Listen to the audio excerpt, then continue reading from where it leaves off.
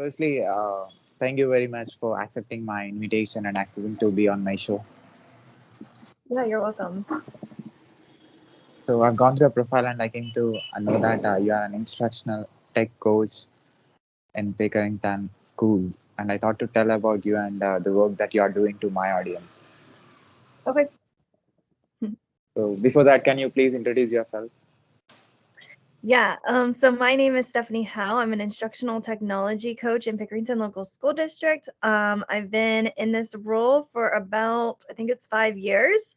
Before this role, I was a special education teacher. So I worked with students who had disabilities, and the disabilities ranged from like autism, some had behavior goals, some students just had a learning disability, other students had ADHD. So it's kind of like all on the different levels of spectrums and abilities that I worked with.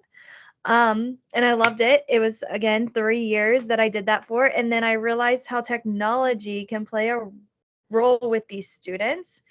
And so I fell in love with ed tech, and it changed my whole life because I thought I was going to be a teacher forever. But then when I realized how technology can help these students, and it can help engage them, and it can help them understand difficult concepts and give them the confidence boost, that really allowed me to um, fall in love with technology and allow that with my students and let them try it and they were able to kind of use technology to build their confidence and to work through difficult concepts that we had to teach. So you have been educator since last 30 years. Yeah, so I have been an educator for about 8 years. I went to college, and then after that, I got a job right away in special education, and then moved over to the ed tech world with ed tech coaching.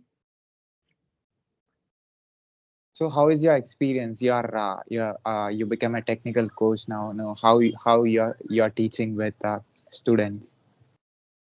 Yeah, so now as an ed tech coach, I work more with the teachers. So the teachers are my students now, which is kind of funny to say, especially when I go into a classroom. And there's a few teachers that are like, well, I'm like her student, like when they're trying to explain my role, because it's really hard for kids to kind of understand who this guest person is and do they work for the district or are they like a substitute? And so a lot of times I'll walk in and teachers will be like, she's like my teacher. And then kids are always like, what? Like, what is this? And I'm always like, well, everybody learns, we got to keep learning. And so I get to teach the teachers how to use technology and how to use it with their students. I love my job because with coaching, it's a lot of individualized, it's maybe small group type work instead of that whole group type of learning. And so I'm really able to meet with a teacher, ask them what their biggest struggle is, and then try to conquer that biggest struggle together. So sometimes it is parent communication. And so I'll meet with the teacher. We create a newsletter template, maybe email contacts. We think about all the things that we need to do to make that an easier task for the teacher to do that. Another thing that teachers sometimes need help with is classroom management. So thinking about, okay, when are your students misbehaving? Maybe it's at the beginning of class, and thinking of strategies that we can use to really conquer that really struggle for teachers. So that way they're not burn out, they don't hate their job, and they're able to conquer this not alone. It's with a group, we're brainstorming together. I'm able to ask them questions, they're able to ask me questions, we can research together, and then I'm able to come in and co-teach with teachers, which is amazing because I think that's why the coaching role is so impactful, because other PD, it's like sit and get, you don't go and practice that skill, and or they don't get to see it modeled. And so I'm able to come in and I can model the lesson with them. I can model bell work with them if they want to start implementing something like that, or if they want to use video creation, we can um, go into that co-teaching type of model, and I can introduce video so the teacher's learning right along with their students. We're both kind of going off of each other, and then it's really fun to see too, because at the first class, it's very maybe me like leading the discussion, it's modeling. But if I'm there for another class or third class, teachers are starting to feel comfortable where they can answer their students' questions like, how do I do this green screen? Or how did you say to get the text? And so it's like we're both working with the students through this as well. And again, she's able to see how I'm kind of teaching. We're able to give and reflect on the different feedback that might be appearing, like, oh, that really didn't work, or my kids don't know where control is on their Chromebook. And so then I can get a screenshot of it, make those corrections by the next class. And I think it just helps the teacher kind of modeling that of, hey, this was a struggle for the class. Let's go ahead and adapt it for the next group. So I work with all kinds of teachers, beginning of their career teachers, and then I've even people that are about to retire and everyone in between. So whoever asks for help, they get it. And we're able to kind of create that environment where it's job embedded PD. So as a trainer, you're training the teachers. So how is that experience? How you are able to tell them what technology is, and what are the tools that you use in order to make them understand the technology? Yeah, so when I train with teachers, usually again it's small groups, sometimes it's large groups, sometimes it's a YouTube video, especially after COVID. People had to learn through video because there was no in-person contact. And so I will quickly create like a screencast of all my different ideas, resources, or things that I found on Twitter, and I'll share them with teachers. Like, hey, you were saying that you need an engaging activity. This idea I saw on Twitter, or this idea, I was working with another teacher and we came up with this, might work for your students. So it's having those kind of conversations, and I can have them watch the video first. And then I always usually at the end of my email, if you need more help, let me know and we can come in and we can set up a time. And the times that teachers are available is at the beginning of the day. They have a planning time, so I can come in then. And then throughout their day, they get like 45 minutes of planning time. So I also work with teachers then. And so again, it kind of depends on the teacher and the skills. Sometimes I will teach teachers as the students are learning as well. So a teacher might see an idea and she's like, hey, I want you to come in and model it. And I'll model it while the teacher's learning it with the students. So they might plan out the video lesson, like what they want the kids to create, what they want to do, but I might not have time to teach them the buttons to click to do text, the buttons to click to find stock media. So that's when I'm teaching to the students that quick mini lesson before the kids go and create. The teacher's able to watch that mini lesson and really take in the information. And so then she's able to take that information and use it on her own. Sometimes it is me teaching the teacher and then she's teaching her students. It all kind of depends on my schedule and my availability for when the teacher wants these different things as well. So what are the common questions that your students ask you about technology? So sometimes they ask me like, do I know the creator of all of these different technology? Or they think I am the creator. So when things are broken, I might get an email like, this isn't working, you need to fix it. And I'm like, that's not, I didn't create this website like GimKit or whatever, Pear Deck. So that's kind of a funny thing that kids think. They always they love tips and tricks. So like command copy, command V, those quick things that we think is natural and kids should know, they might not. And so just teaching them those quick skills, they really enjoy too. Um, I did go to the Google Innovator Academy, so sometimes I get questions about Google and what that's like. And yes, they have free food, they have free coffee. And so the kids love hearing that because I think they're like, oh, like there is other jobs outside of education, that I can kind of bring that experience to and kind of talk to them. Like there's different classroom environments, but there's also different work environments too, where you might work from home or you might do this. And so I have some of those discussions with students as well.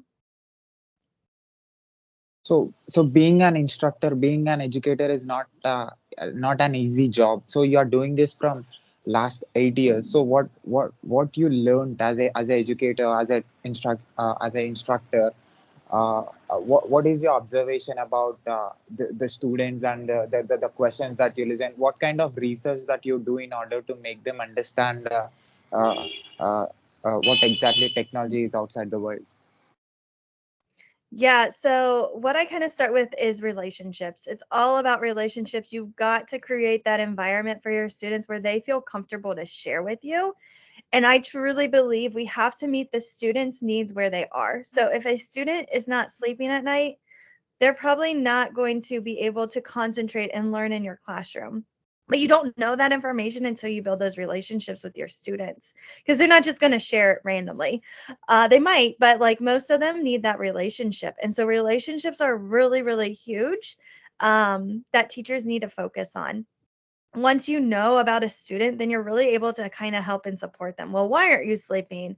And you really start to learn their story, and maybe you can offer some advice. But we've got to meet their basic needs before we can teach them any difficult concept. And I know for me, when I was in special education, I mean, I made this mistake. I was teaching students at like a depth of knowledge level one, that basic recall level of just facts, like math facts, things that they can Google type of things. And I mean, I wasn't going deeper. And I really kind of reflected on that. And it's kind of sad that I was thinking because they had a really hard time with their working memory due to their disability, I was like shoving down these facts to them. But really, what I could have done and what I started to do at the end of that first year is I started having them become the creators. I had them starting to use Google to learn how to research.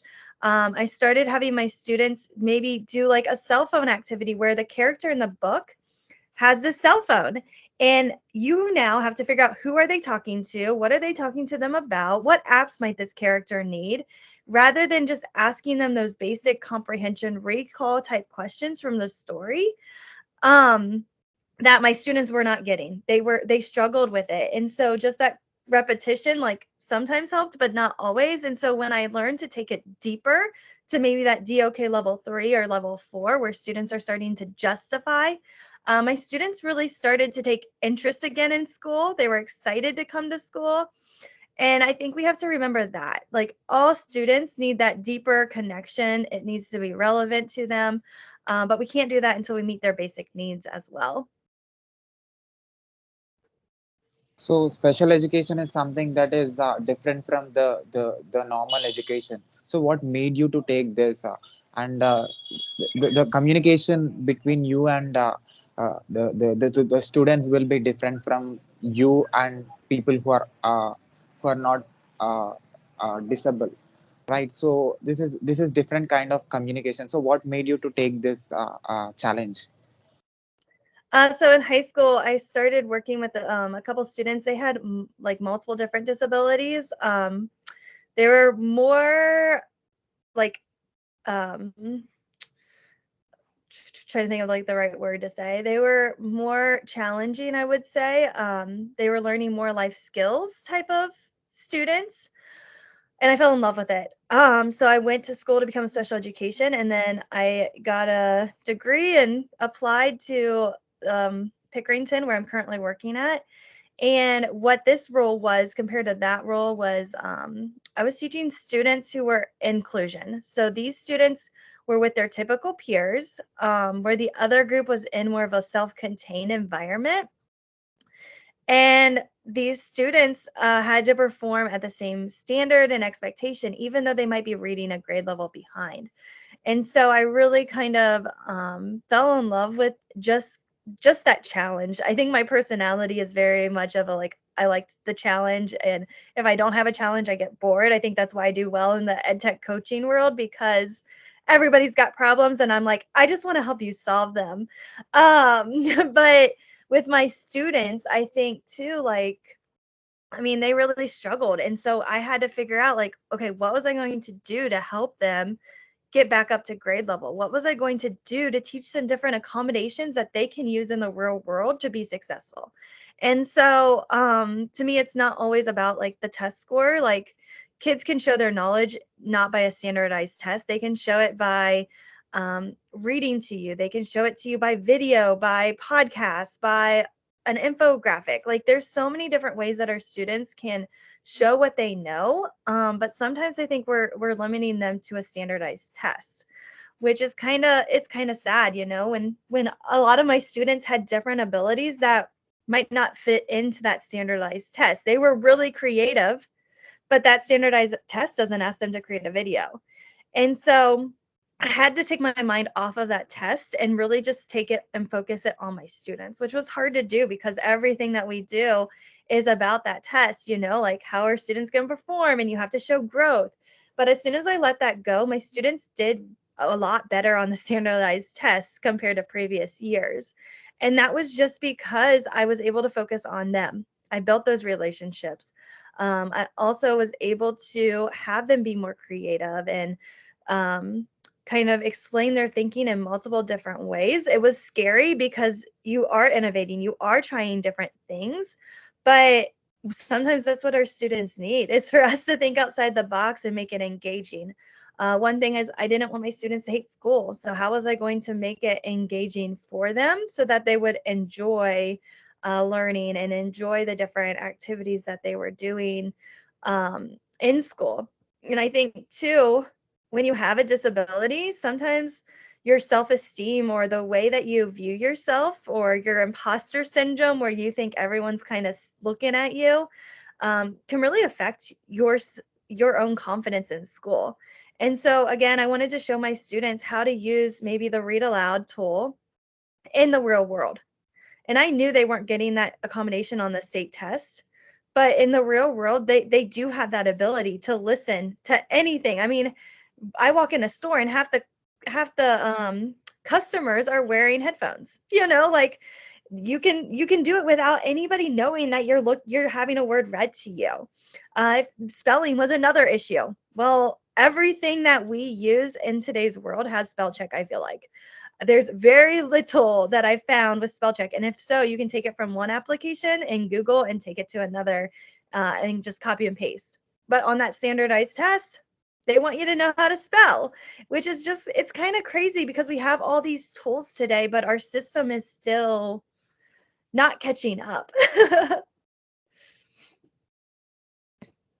So you are expert in three different roles. One is you are trying to understand the mechanism of the application, the software as a tech enthusiast, and other is you are a trainer. You are trying to understand. Uh, uh, you're trying to.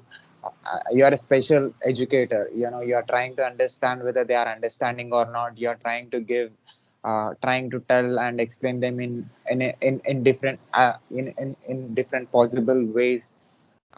That is another role, and the third one is communication. So you are understanding the communication. So three different. So can I say all three are interconnected, and that is why the reason you are able to do multiple things happily.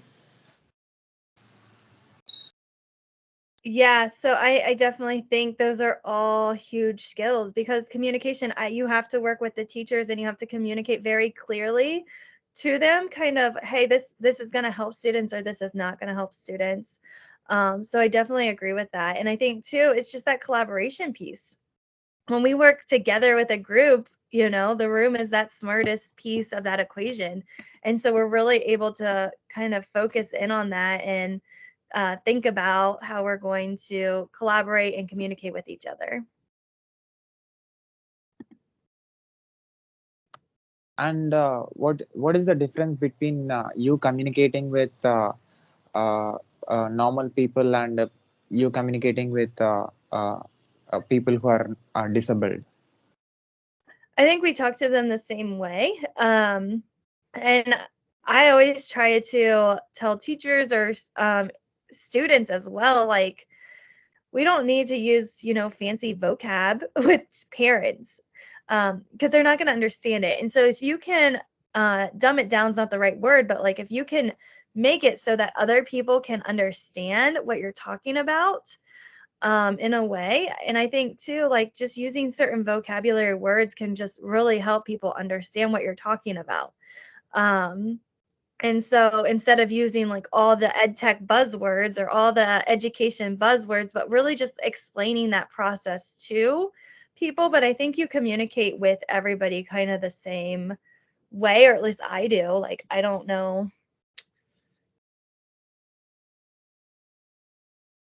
And I can understand you are an innovative leader, and you're also founder of Global GeG. Can you tell more about it? Yeah, so global GEG, it started over COVID. There was a bunch of us. We went to the Google Innovator Academy in 2019. It was a live academy before COVID, which is hard to believe that there was a time before COVID. And during that time is we learned about Google educator groups. But the six of us that founded it, we had no idea what they were. We've never even heard of them. And so we kind of got together and we started researching. We started asking questions of like, how do you start one? What does this look like? How do you organize it? And so we started to work together to figure that out. And so once we worked together to figure that out, we created Global GEG because Abid, who's one of the founders, was adding every individual logo for our each state or each GEG, depending on the location. And it was becoming like 20 different logos on this poster. And like eventually you weren't going to see what the session was. You were just going to see all these different logos. And so that's why we kind of were like, well, let's just come together as one big one. But then we still have our like small subgroup kind of one. So that's kind of the story of how it got created. But it's really cool. During COVID, we had a lot of free time. Now we're kind of going back to normal life, so there's not as much free time, but we were able to come together and offer sessions.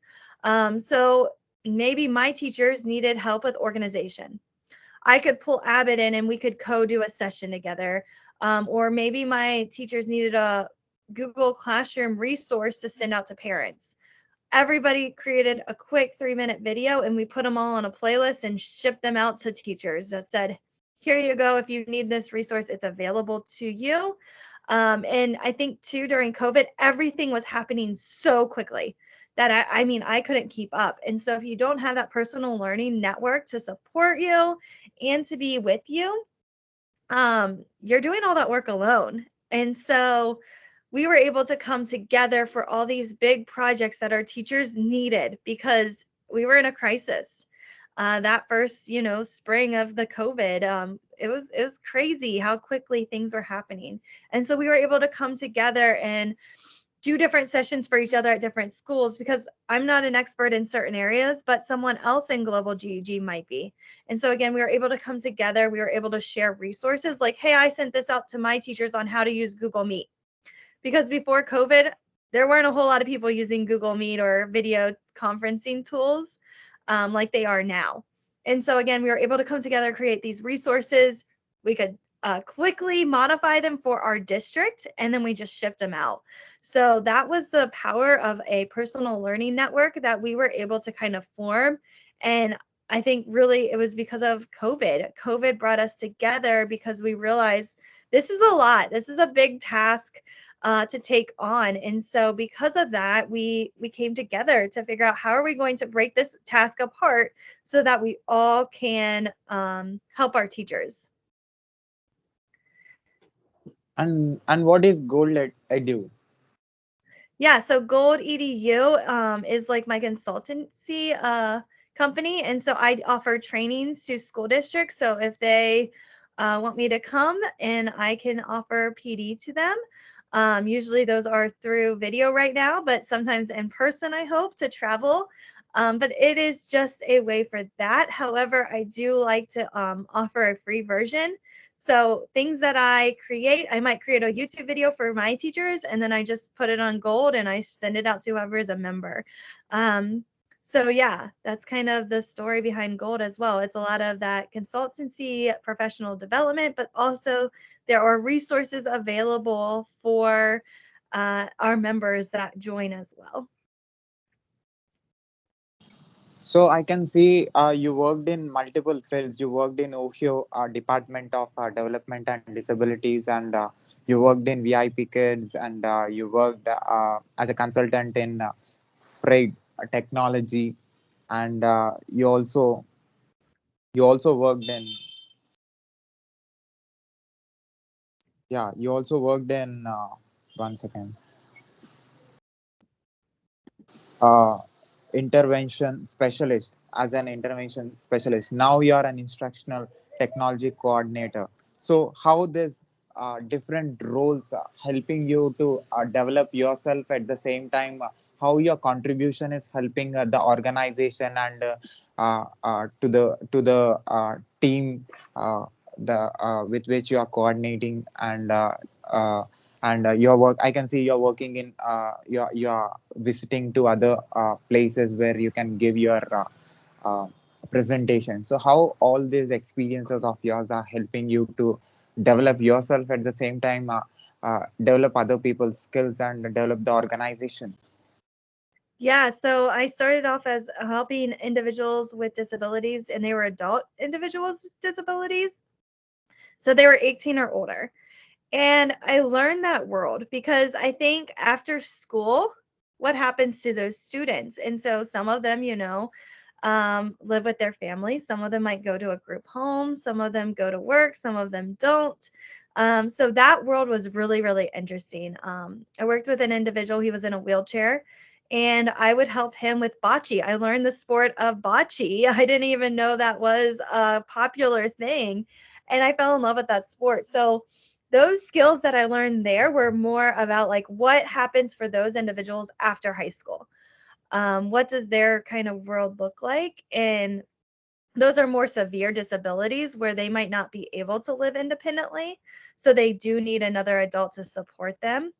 And I also learned just like teaching them life skills that they needed. So that was a really cool job. After that, I became the special education teacher. And while I was doing that, I worked for VIP Kids as well.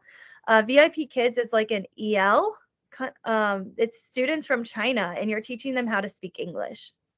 So with that, I learned how to use maybe like basic reading and helping my students go through some of those different skills. I also had to teach them through video because they were in China. And so I learned a lot about how do you teach and engage students on that online conferencing. And it's so funny because you don't realize some of the skills that you're developing now you need in the future. Like I had no idea at that time that COVID was going to come and I was going to have to develop things online. And so that was kind of something I learned from there is just like how to develop lessons, how to give feedback all through video. And then with special education, I had a lot of different opportunities that I might not have. I was able to co-teach with teachers. Co-teaching is something I do on a regular basis now in this new role. And so having that training and that practice of working with a teacher of co-teaching, like when do you talk? When do you not talk? When do they talk? When do they let kids go to the bathroom? Do they let kids go to the bathroom? Do they let them share? Like all the different standard operating procedures that happen in a classroom, I was able to learn how another teacher handles that. And so because I traveled rooms and was a co-teacher supporting my students, I was able to learn how other adults interact and in what they kind of expect. And I learned that everybody's different. And so based on that, I was able to really take that skill. And now that I'm in so many different classrooms, I'm able to go, okay, this teacher does it this way. This teacher likes it this way. This teacher lets her students use the restroom whenever. This teacher lets them use the restroom at the end of the day. It's just like those little things that can really drive someone crazy. If there's a teacher that doesn't care if a kid sharpens their pencil in the middle of class, but then another teacher two doors down does. It drives them absolutely crazy. So knowing those things about teachers and just kind of watching to pick them up has helped me when I'm co-teaching with a teacher. Um, and then I think too, it's just like those little skills that you learn along the way. You don't understand maybe what impact that's going to have. I started to like when I was a teacher, I really didn't think what I was doing was different. I thought every teacher was doing that. And now that I'm out of that role and I'm in so many different classrooms, every teacher has their own bright spots. They've got their own great things going on. And I think they need to hear somebody from the outside just say, hey, you're doing this really good. You're doing this amazing. Like, this is different. This is not happening in other classrooms, because I wasn't told that. And so when I walked out and I was like, wait, everyone doesn't do it like I did. You start to realize that people really do need that feedback, and they need to know, what are they doing well? And then you need to be there to support them when they do want to improve on certain things that might be difficult for them. So I can understand you. You seem like very intense in making people to understand and make them learn about technology and about other things uh, as a trainer. So where how you're making this possible? What is your driving force? What is motivating you? What is making you wake up in the morning and do so many things? Yeah, so I think my motivation is definitely on the kids. I struggled as a student. I had a learning disability, and school was hard for me. My teachers did not accommodate. They did not teach me different things to be successful in the real world. I had to learn those all on my own. But I'm like looking back, and if I would have had all of those different skills that I have now, I would have been a lot more successful as a student. I struggled with my confidence level. I struggled with just a lot of things as a kid, of not really having that confidence of, I can do this, or maybe creating some of that self-helplessness of, well, no one else believes in me. You know what I mean? Like that kind of stuff. And so I don't want any kid to feel that way. And so I want school to be engaging. I want school to be at their level where they're able to make those connections. They're able to have fun. It's not that recall type level. It's where they're making those designs and stuff like that. Like, I'm awful at tests. I really am. But if you tell me to create a Google slide design of what I was reading, I'm more engaged with it, and I'm going to do a lot better. So I think allowing that choice for student is just something that I have. And so that's kind of my motivation to help teachers, is have them focus on every single student and creating that personalized learning plan, which I know is going to take a while. And maybe that's why my drive is so strong, because of how big of a goal and challenge that is. But every day we are getting better. And it's just, again, it's focusing on those kids that really, they struggle at school. They're not your perfect student, but how do you use their out of the mind mindset in the classroom? Because they're going to do amazing things once they leave your classroom. When they get into the real world, those kids are going to soar because they have that mindset that is different. But if we don't use what they have right now in school, some of them might not soar because they don't have that confidence, or they didn't have someone that believed in them. So I have last two questions. So as an instructional technologist, as an instructional trainer about technology, so what exactly you teach them about technology? What you tell? Do you teach about the applications, or do you tell the coding or the programming or the basic level of understanding about technology? So my focus is really on blended learning. So creating that like station rotation type model. So online, offline. Also working with like roadmaps to help students track their progress. We have a technology teacher, and that teacher works with the students on coding skills. So I don't know how to code a whole lot. I know very, very little, but with my role, it's more those instructional practices. So a teacher wants to hear from every single student in their class. Well, there's a couple different ways we can do that. We could do it with a Google slide. We could do it with Pear Deck. And so it's finding that right tool for what the teacher wants to do is kind of what my job is. So if she goes, I want my students to create a video. Okay, do we want to use WeVideo where they're editing, or do we want to use Flipgrid? And so really looking at what is the purpose of your lesson and then finding the right tool for it. So I really have to know instructional strategies, and I have to know all the tools. Sometimes it is just training teachers on the basic use of Pear Deck. But other times I like to start with a problem. So what is the problem that we're trying to conquer? What is your goals with this activity? And then once I know that, I'm able to meet with a teacher and then I train them through that problem. And I've learned, I mean, I did just the tools my first year and I didn't have as much buy-in, I felt like. Once I went to the Google Innovator program, they really focused on design thinking. And design thinking is always focused on that problem. And then you're focusing on somebody else. How can I help this person solve that problem? And you start to create like, different research, implementation, and that kind of stuff. And so because of Google Innovator, I've changed the way that I do ed tech coaching. Before Google Innovator, it was a lot of here's this tool, you've got to learn it, here's how you use it, and that was it. After that, it was more focused on what is the problem? Like what are you struggling with? Once we know the problem, then we can find the tool. Where before I was going with the tool and I wasn't maybe addressing the problem. And so now I have a lot more buy-in. I have a lot more teachers that want to work with me because I'm taking something off their plate. I'm taking a load off where before I might have been adding to it by saying, you have to use this program. Now it's, you have this problem. This is going to help you. So that's kind of my change that has happened too throughout the years. So my last question is there any particular incident that you cannot forget as an instructor? What was the last part of the question you cut out?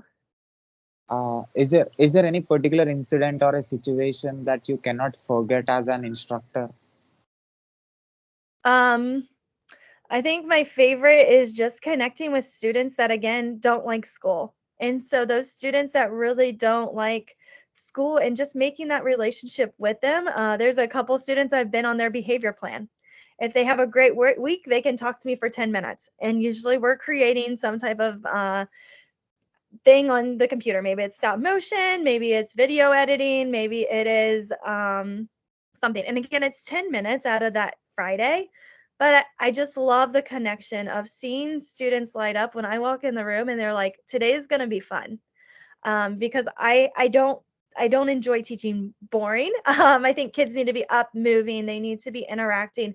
They need to be the doers of the learning. They should be more exhausted than me leaving that classroom. And so days like that, when I hear kids just so excited to see me, and they know it's going to be fun, that really keeps me going as well. So do you have anything to say to the world who is watching and listening to our conversation from anywhere on this planet? Yeah, I would just say focus on your why. Really think back to why you went into education. Think about why you are trying to make a difference for these students. Who is that person or what is that thing that keeps you going? Um, and and just keep chasing after that. And I know there's hard days. There's days when I feel burnout. And when you feel like that, you have to go back to what is the reason you went into education in the first place. So as a tech instructor, so what do you say about my work? Have you seen any videos of mine on YouTube? What is your observation? Yeah, I love them. I love your questions that you asked to your audience or your what is this person? Not the audience, but like the attendee. Is that what the right word is? Yeah, I think you asked very detailed, great questions to your guest. So do you want to share anything to my audience? I mean, your links or anything, any web links that my audience can learn or get.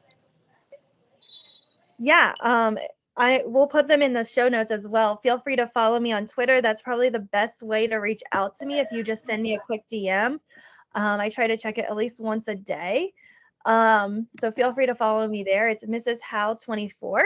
You can also subscribe to Gold EDU. We do YouTube videos as resources come up. We also do monthly make and takes where we design some type of activity and then you create along with us. And then at the end, we have like 12 to 20 different templates that you can use in your classroom. So that is, if you want more information on that, goldedu.org. So feel free to look up that information as well. So I'll put all the links in the description of the video. People who finds our video on YouTube can see your links and can see the work that you're doing. All right, thank you. So can I put this video on my YouTube channel with your permission? Yeah. And also, can I put this audio and video clip on my podcast, website, internet, social media, everywhere with your permission? Yep, sounds good. Yeah, thank you, Stephanie. Keep going, keep doing what you love, and I'm sure a lot of people in the world will get a benefit because of your contribution and develop their skills, and you'll be the main reason for their development and their growth. Thank you so much. Yeah, bye. Bye.